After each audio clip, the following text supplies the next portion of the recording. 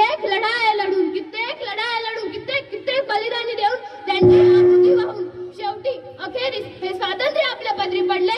स्वातंत्र्य या शब्दाचा अर्थ फक्त तीच व्यक्ती समजू शकते ज्याने कधी पारतंत्र्य पाहिले असेल, गुलामगिरीत राहिलं असेल। स्वातंत्र्याचे मूल्य अरे शब्दात सांगता येणार नाही इतके मोठे। आपण सर्वजण तर खूपच नशिबान आहोत की आपण या स्वतंत्र भारतात जन्म घेतला। त्या बाकीच्या अडचणी, त्या पारतंत्र्याच्या गुलामगिरीच्या वेड्या आपल्या हातात नाही घेतल्या, याबद्दल आपण सर्वजण तर खूपच नशिबान आहोत। मित्रांनो, भारत, हिंदुस्थान, इंडिया ही नाव फक्त आपल्या तोंडावर जरी आली ना तरी असं रक्त सळसळायला लागतं, आपली मान अभिमानाने उंचावते। जेव्हा तो तिरंगा आपल्या समोर फडकत असतो ना तेव्हा आपल्या मनातील, देशाच्या मनातील ती देशभक्ती, ती भावना, तो आदर्श पाहण्यासारखाच असतो।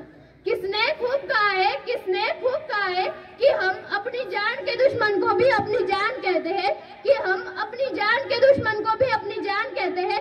मोहब्बत की इस मिट्टी को हिंदुस्तान कहते हैं, मोहब्बत की इस मिट्टी को हिंदुस्तान कहते हैं। जो दुनिया में दिखाई दे उसे कहते हैं खामोशी, जो आंखों में दिखाई दे उसे तूफान कहते हैं, जो आंखों में दिखाई दे उसे तूफान कहते हैं। और ऐसा एक ही देश है जिसमें मेहमानों को भी भगवान कहा जाता है, जिसमें मेहमानों को भी भगवान कहा जाता है। आपल्या भारताला ना सोन्याची चिडिया म्हटलं जातं। का बरं? कारण आपल्या भारतासारखा समृद्ध, शेतीप्रधान, कृषीप्रधान देश दुसरा कोणता त्यागाळी तरी नव्हता हो। म्हणूनच कदाचित इंग्रजांना भारतातून पाऊल बाहेर टाकताना खूप त्रास झाला असावा।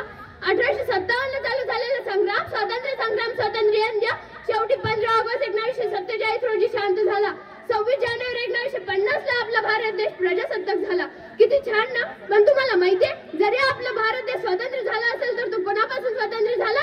या भारत भूमीवर राज्य करणाऱ्या इंग्रजांपासून, धर्मभेदांपासून नाही, जातीभेदांपासून नाही। ते कार्य तर अजूनही चालू आहे। डॉक्टर बाबासाहेब आंबेडकर, महात्मा फुले, लाल बहादूर शास्त्री, जवाहरलाल नेहरू यांसारखे अनेक नेत्यांनी खूप प्रयत्न केले, समाजसेवकांनी खूप प्रयत्न केले या स्वतंत्र भारत राज्यात सुराज्यात बदलण्यासाठी। पण खंत याची वाटते, आजही अजूनही ती हवी तशी प्रगती, तो हवा तसा स्वप्नातला भारत दिसत नाहीये।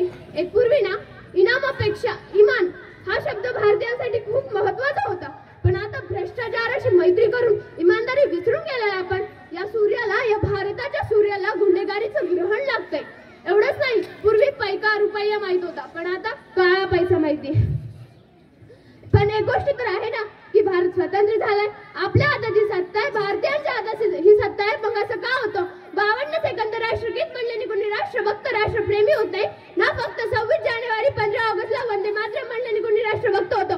राष्ट्रभक्त होतं ते राष्ट्र उभारणीच्या भावनेनं, राष्ट्रभक्त होतं ते कर्तव्यनिष्ठतेनं, राष्ट्रभक्त बनतं ते देशासाठी केलेल्या प्रत्येक प्रयत्नानं, राष्ट्रभक्त बनता येतं ते इमानदारीने। जरा स्वतःला प्रश्न विचारा, आपल्यामध्ये ते गुण आहेत आणि जर नसेल तर आपण देशभक्त आहोत का? सांगा, प्रत्येकाला हा एक प्रश्न पडायलाच हवा ना।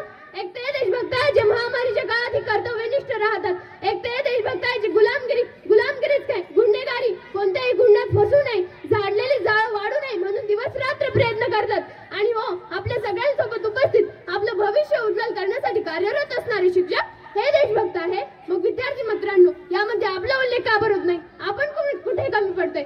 जरा आपल्या व्यक्तित्वावरून नजर टाकायला काय हरकत आहे? नाही, देशाचा देशभक्त म्हणून आपण स्टेटसला आहोत असतो ना। मग जरा मनातील देशभक्ती उगवा, मनातील देशभक्ती फुलवा, कारण ज्या दिवशी या देशाची युवा पिढी सुसज्ज होईल त्या दिवशी खऱ्या अर्थाने भारत प्रजासत्ताक होईल, त्या दिवशी खऱ्या अर्थाने भारत प्रजासत्ताक होईल। धन्यवाद। जय हिंद, जय भारत।